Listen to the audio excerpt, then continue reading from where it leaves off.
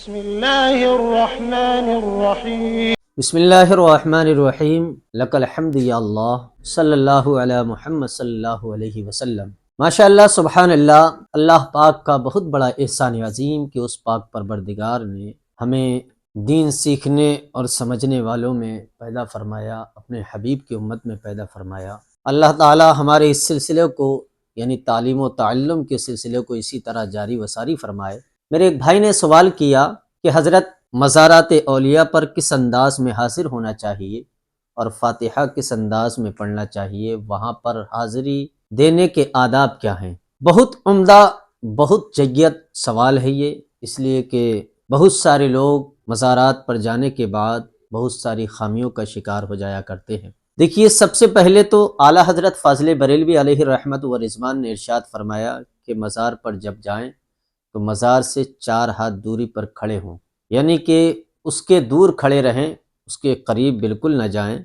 4 ہاتھ دوری پر کھڑے ہو کر کے پیروں کی جانب کھڑے ہوں، یعنی اس انداز میں کھڑے ہوں کہ ہمیں صاحب مزار کا چہرہ ہمارے سامنے ہو، اور ہاتھ باندھ کر کے باادب صاحب مزار کے سامنے کھڑے ہو جائیے۔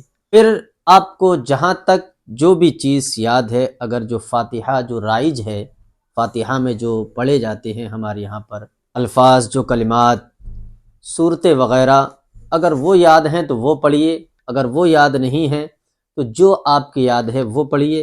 اور اگر آپ الحمد شریف یاد ہے، سورہ اخلاص یاد ہے تو ان کو پڑھیے، اول آخر درود شریف پڑھیے، اس کے بعد سورہ فاتحہ یعنی الحمد شریف پڑھیے، پھر سورہ اخلاص پڑھیے۔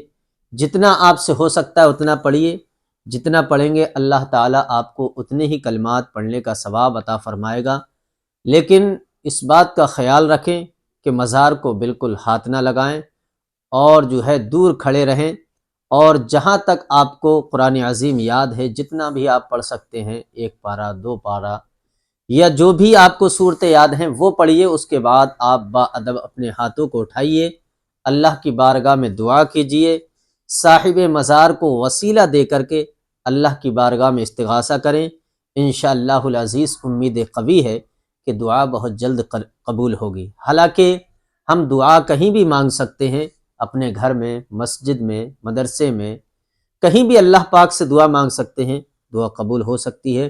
لیکن اللہ پاک نے قرآن عظیم کے اندر ارشاد فرمایا، ان رحمت اللہ قریب من المحسنین، کہ بے شک اللہ کی رحمت احسان کرنے والوں کے قریب ہوا کرتی ہے۔ تو اللہ کے ولی جو ہوا کرتے ہیں وہ اللہ کے بڑے مقرب بندے ہوا کرتے ہیں، تو اسی لیے ہم اہل ایمان مزارات اولیاء پر جا کر کے باادب کھڑے ہو کر کے اللہ کی بارگاہ میں انہیں وسیلہ بنا کر کے دعا کرتے ہیں، اور امید قوی ہوتی ہے کہ اللہ پاک ہماری دعا کو بہت جلد قبول فرمائے گا۔ وآخر دعوانا ان الحمدللہ رب العالمین۔ السلام علیکم۔